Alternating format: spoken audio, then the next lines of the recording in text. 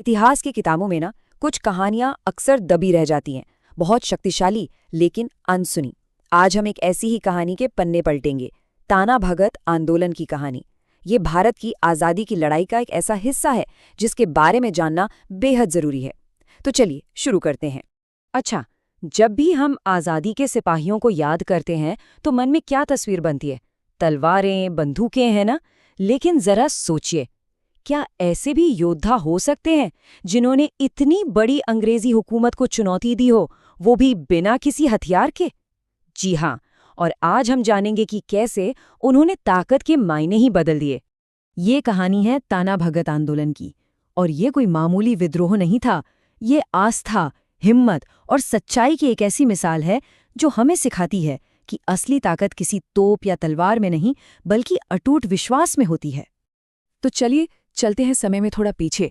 साल था 1914 और जगह थी आज का झारखंड, वहां का गुमला जिला।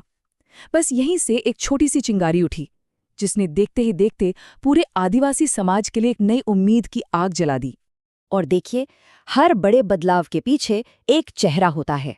यहाँ वो चेहरा थे जत्रा भगत। वो सिर्फ एक लीडर नहीं थे, वो एक राह दिखाने वाले थे। उन्होंने अपने लोगों को सिर्फ इकट्ठा ही नहीं किया, बल्कि उन्हें जीने का एक नया, एक बेहतर तरीका सिखाया। जत्रा भगत का संदेश बड़ा ही सीधा और सादा था, लेकिन सोचिए कितना गहरा। उन्होंने 3 बातें कहीं। पहली, समाज में जो शराब जैसी बुराइयां हैं उन्हें छोड़ो। दूसरी, सादा और पवित्र जीवन जियो। और तीसरी और सबसे अहम बात, अंग्रेजी हुकूमत जो अन्याय कर रही है उसका विरोध करो। बस इन्हीं 3 पिलर्स पर पूरे आंदोलन की इमारत खड़ी हुई। लेकिन सवाल ये है, विरोध किया कैसे? क्या हथियार उठाए गए, बंदूकें चलीं? नहीं, बिल्कुल नहीं। ताना भगतों ने एक ऐसा रास्ता चुना जो बिल्कुल अलग था। उनका सबसे बड़ा हथियार अहिंसा थी। इस फर्क को समझना बहुत जरूरी है।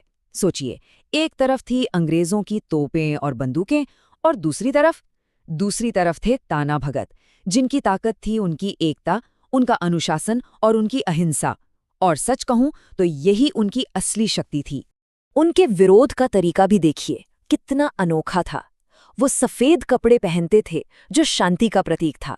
एकता दिखाने के लिए अपने साथ हमेशा एक झंडा रखते थे।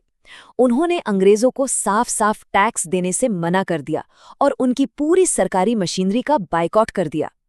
उनका हर एक कदम शांत था, लेकिन बहुत मजबूत संदेश देता था।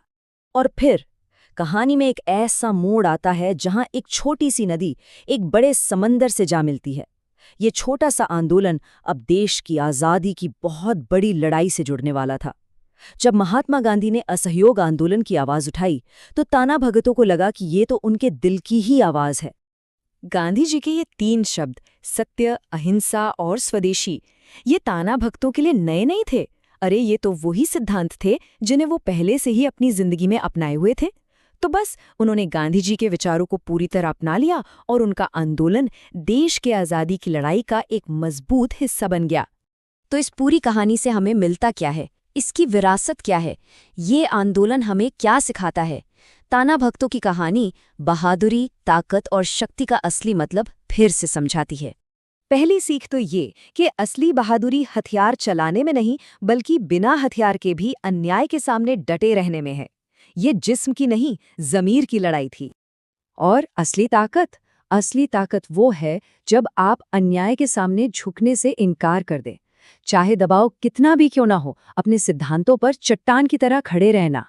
और आखिर में ये समझना होगा कि उनकी लड़ाई सिर्फ जमीन या राजनीति के लिए नहीं थी। नहीं, ये लड़ाई थी अपनी संस्कृति बचाने की, अपनी पहचान, अपने आत्मसम्मान को बचाने की। और यही चीज उन्हें सबसे ज्यादा शक्तिशाली बनाती थी। तो सारी बातों का सार बस एक ही है, असली शक्ति, रियल पावर तोपों या तलवारों में नहीं होती, वो होती है अटूट विश्वास में और लोगों की अटूट एकता में। ये एक ऐसा सबक है जो तब भी सच था और आज भी उतना ही सच है। और जाते जाते ये कहानी हम सबके सामने एक बड़ा सवाल छोड़ जाती है। आज के इस दौर में जहां चारों तरफ इतना टकराव है, इतनी हिंसा है, क्या अहिंसा का रास्ता, शांति का रास्ता आज भी उतना ही असरदार है? इस पर सोचना जरूर बनता है।